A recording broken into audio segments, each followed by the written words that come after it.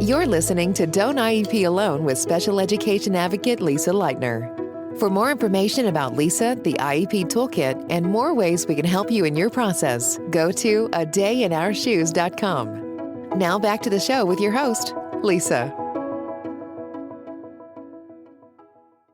And welcome back to another podcast episode of Don't IEP Alone. I'm Lisa Leitner.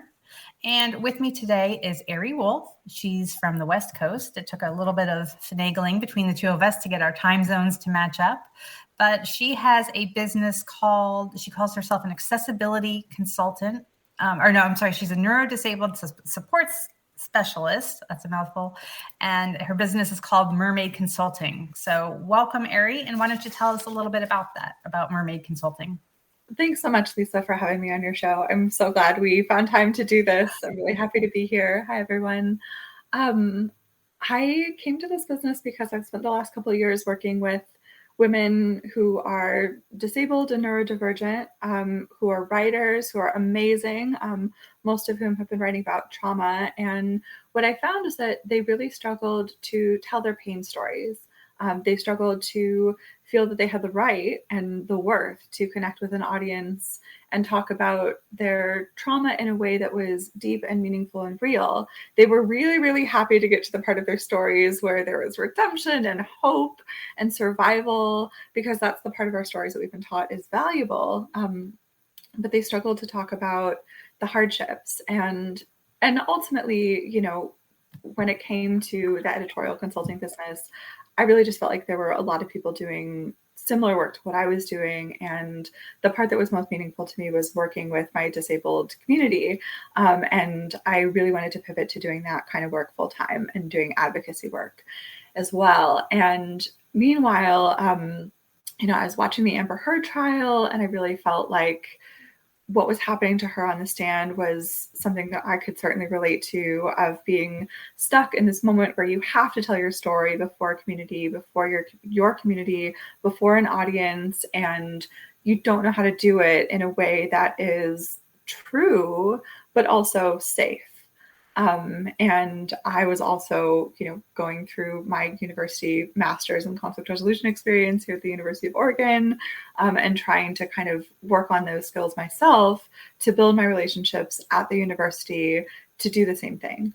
And I was able to find an advocate in the community here who was also disabled, who worked with me to work on the communication side of things, like really the branding side of things, to tell my story in a way that was meaningful to my professors, to the head of my department, to the accessibility center here on campus, and to help me build those relationships that have made my time here so much easier and so much more meaningful. And what I learned from that relationship is that we, I think, have this framework that we have to seek out the help of lawyers when it comes to navigating accessibility needs.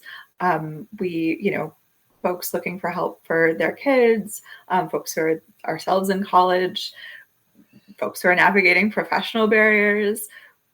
Really, the only opportunity we have, the only help that we're given is in the form of legal help.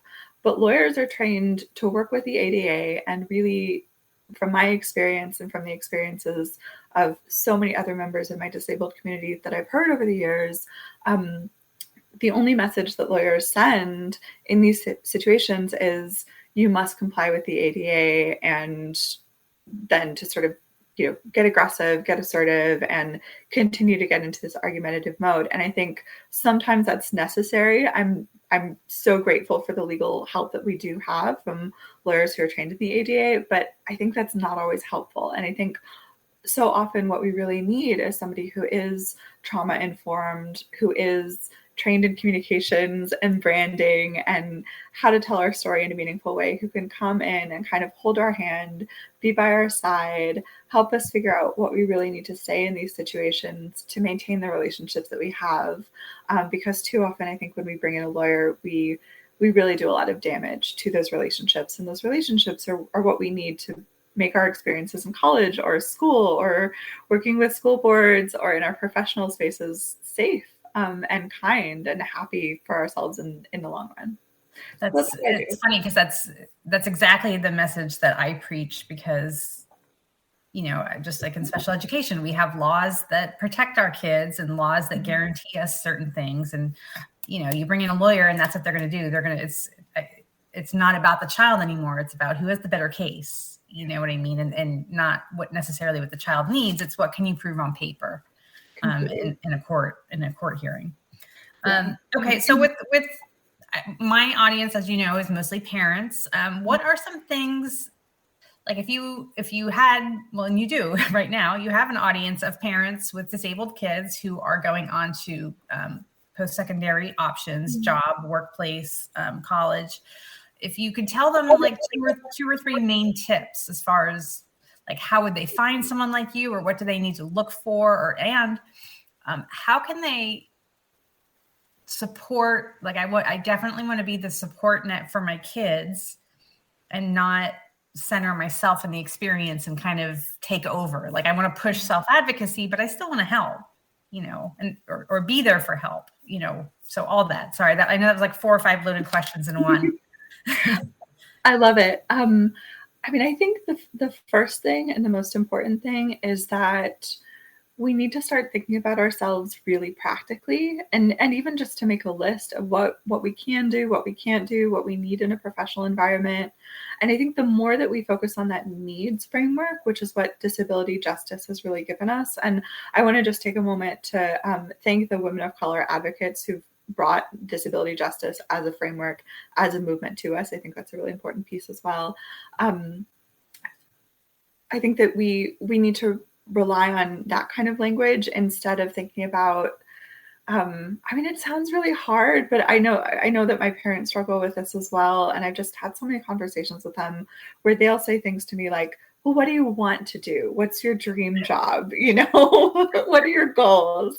And I think that's so beautiful because it comes from such a loving and healing place. But I think the scary thing about disability, and one of the hardest things, it seems like as a parent and certainly as the child who's going through it, is that there are real barriers now, right? Like there are jobs that I'm not going to physically be able to do. And it would be really helpful. And some of the most helpful things that my friends have been able to do, because my parents are not there yet, is to just say, okay, but you can't do that, right? You can't work. That's okay. And if they would ask again, that's okay. Yeah.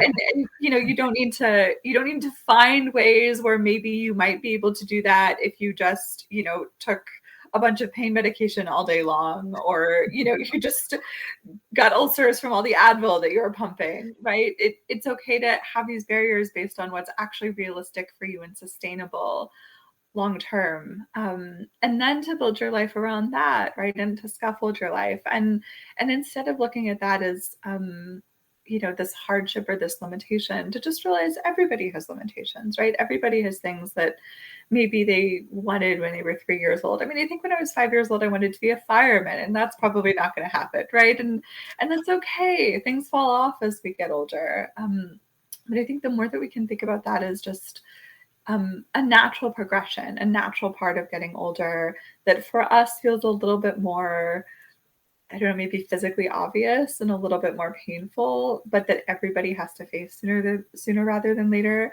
I think the more that we can see ourselves as just part of a community that is going through similar things, and the more that we can reach out to other people, because that's really, I think, the most key thing is not going through this kind of pain in isolation. And that tends to happen, I think, a lot with our community, and that's when the worst suffering happens. Yeah. Okay. What would you say to young people, or, to the parents who are listening that might want to share with their young people? Disability activism isn't necessarily new. Of course, we had the 504 sit-ins and all that stuff from 50 years ago and even before that.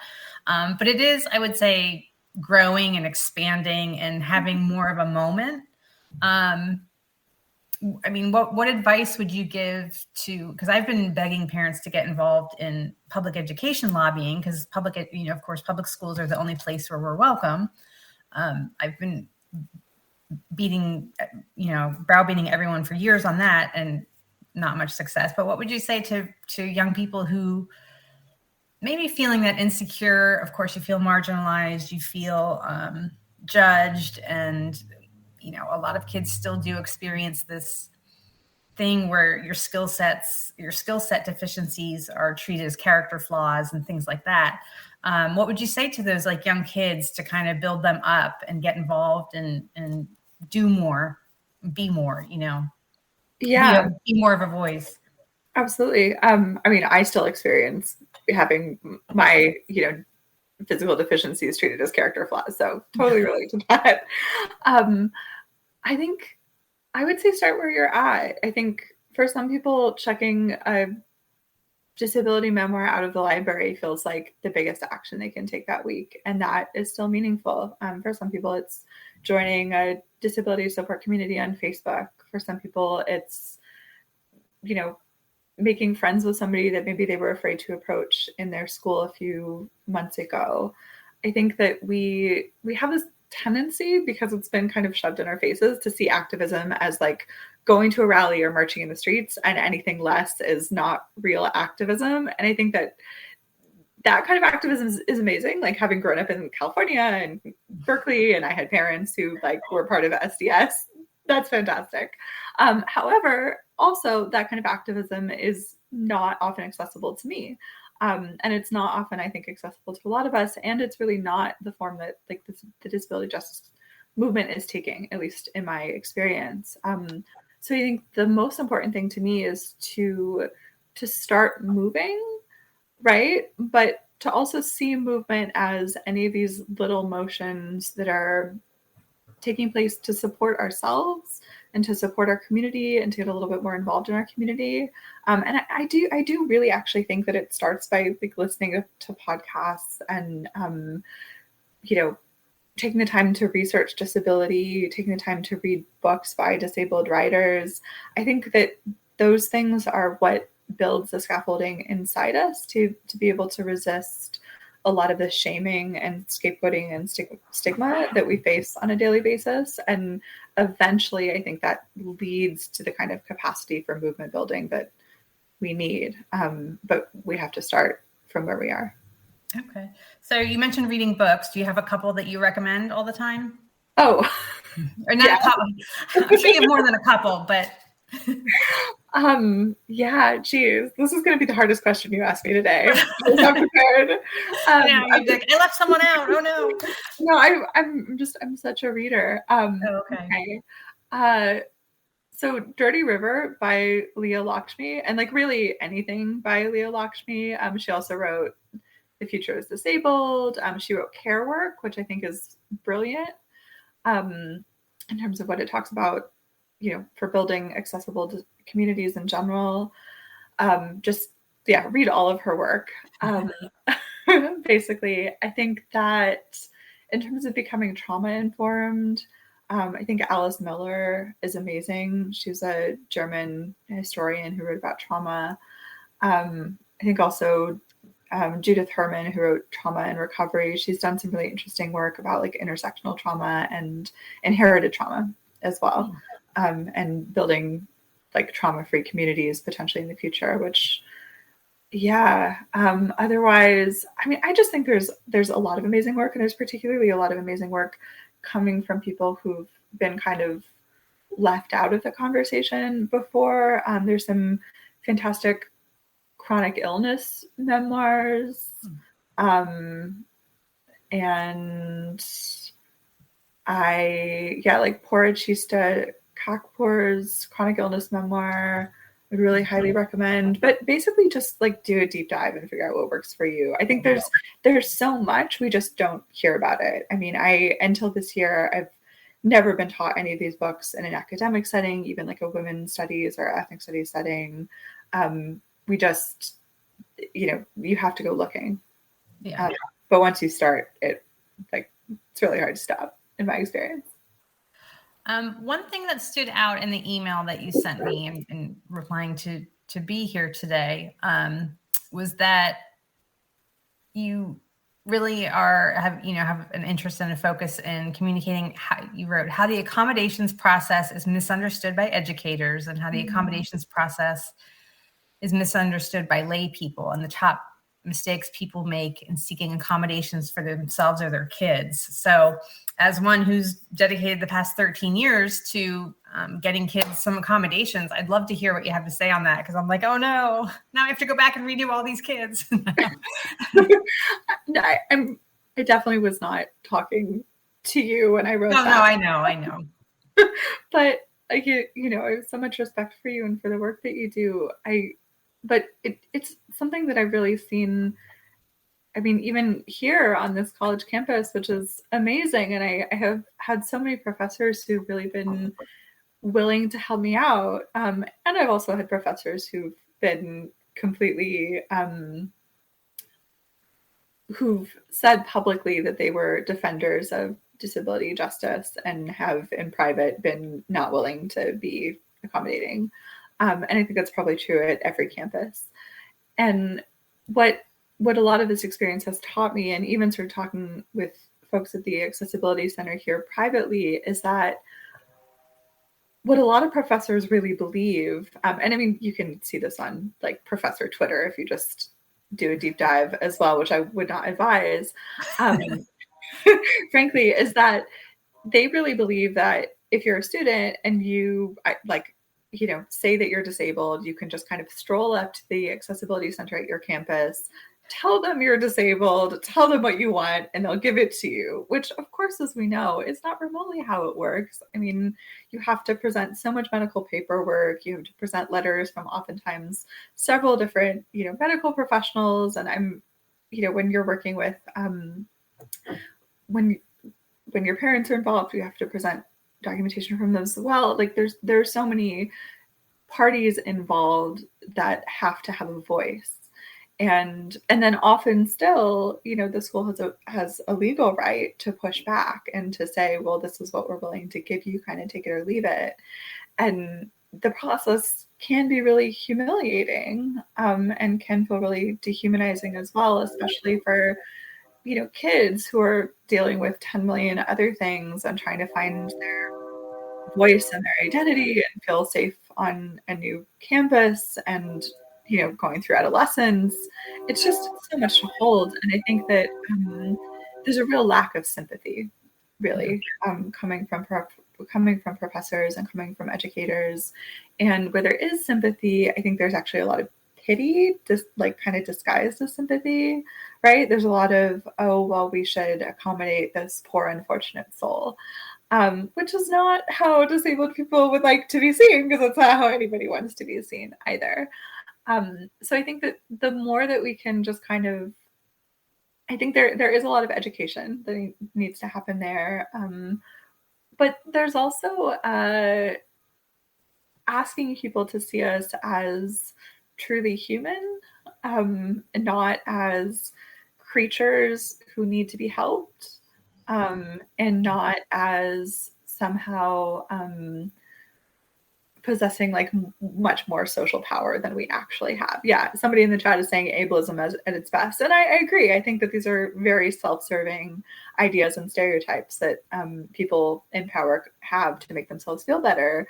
But I also think that these are people with real power over our real lives. And we need to find ways, we can't just go around them. It's not always as easy as not taking a certain class or avoiding a certain teacher.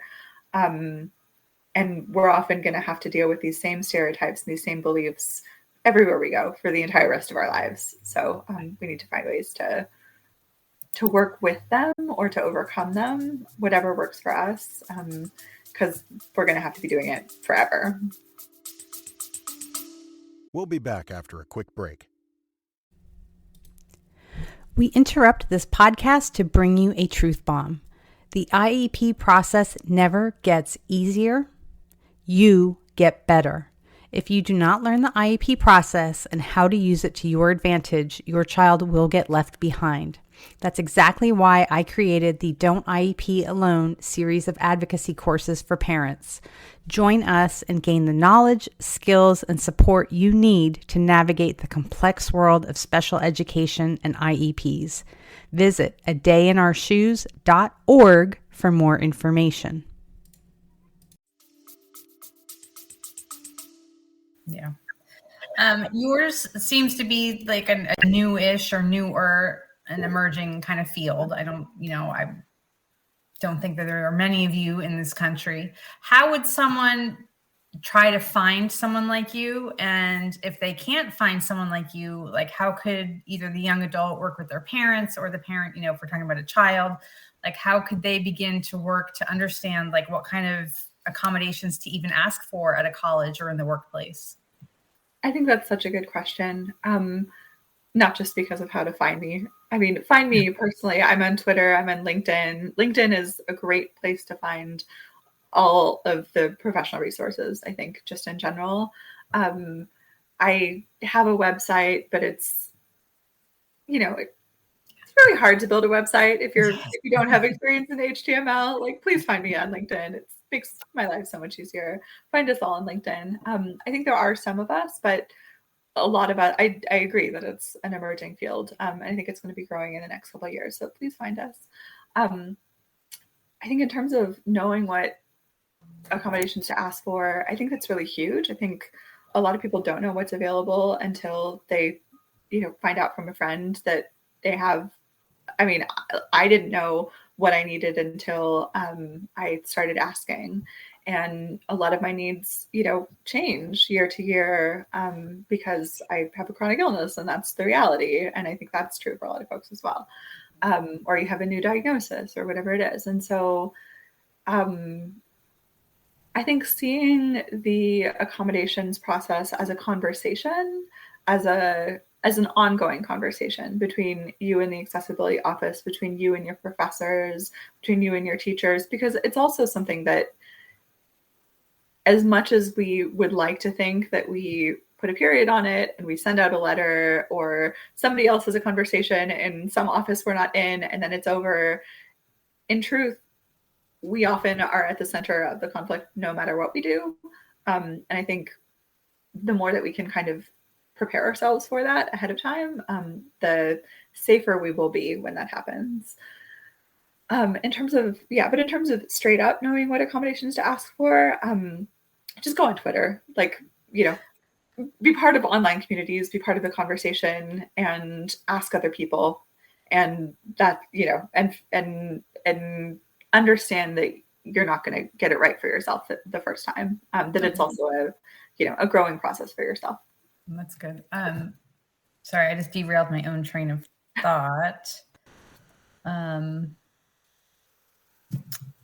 Sorry, it's gone. Whatever. You said something and I'm like, oh, I want to follow up on that. And then whatever it was, it's gone. Something about accommodations again, but I can't remember. So, oh well. Okay.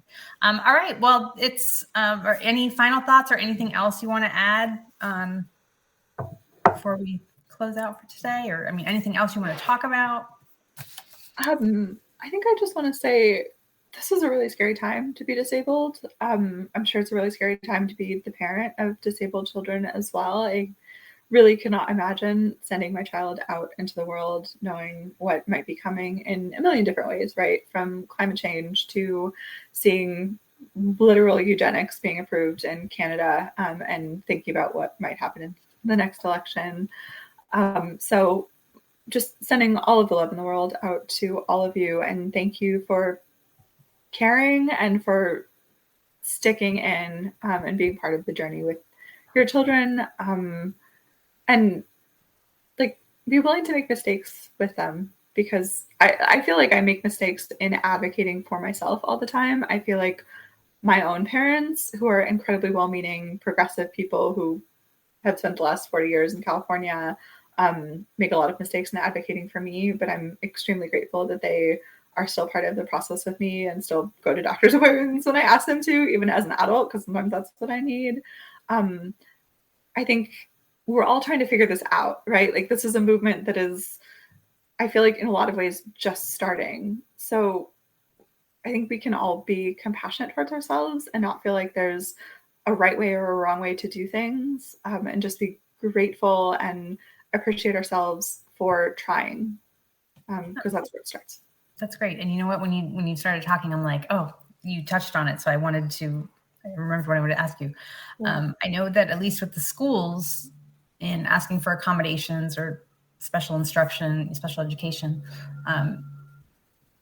I think a lot of the pushback that we get is that just like teachers and school staff and everything, like they just view us and our kids as like one more thing to do. Like if I have to, whatever, provide my lesson notes to the student, like it's just one more thing that I have to do added onto my workday. How do you think we could possibly get more buy-in from, starting of course with educational communities, but even in the workplace, like to get them to have buy-in rather than, oh, well, I'm giving this person special circumstances and they're not going to have to work as hard as my other employee and all this other like misconceptions that are out there.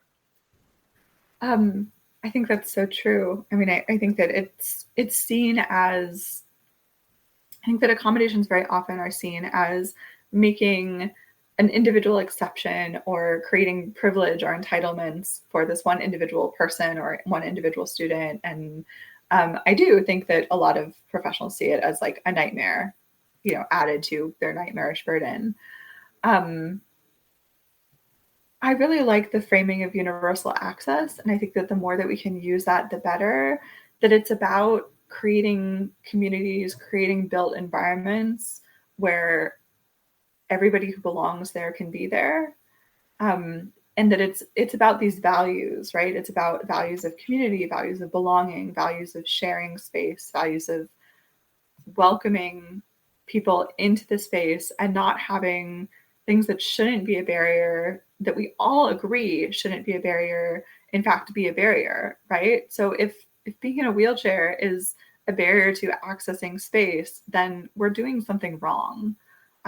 If a student having psychological needs that are not being tended to is a barrier to being in a space, then we're doing something wrong. And we're not just doing something wrong for that individual student, right? Because it's not just about that individual student. It's about the other students being harmed because they're not able to learn from that student. It's about the kind of community that we're building and the kind of community that we want to build, and who is going to be welcomed into that community and who's going to be excluded and why.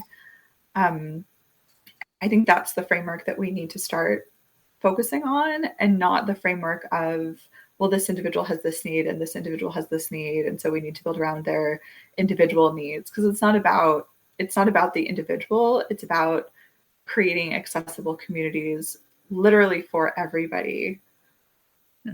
Great. Okay. Well, thank you for that. Okay. Well, everybody, thank you for tuning in, and all of Ari's information will be in the show notes. It will go out in email, and I will post it on the page as well so that you know how to find her.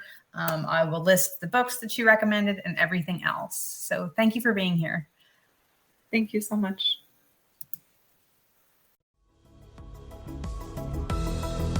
Thank you for listening to Don't IEP Alone with special education advocate Lisa Leitner. We're so glad you've joined us and would love to connect with you outside of the show. For more information about Lisa, the IEP Toolkit, and more ways we can help you in your process, go to adayinourshoes.com. From self-care tips to common IEP mistakes, there's even more to explore. Don't forget to rate and review the podcast and subscribe to never miss an episode. Until next time, don't IEP alone, and you don't have to.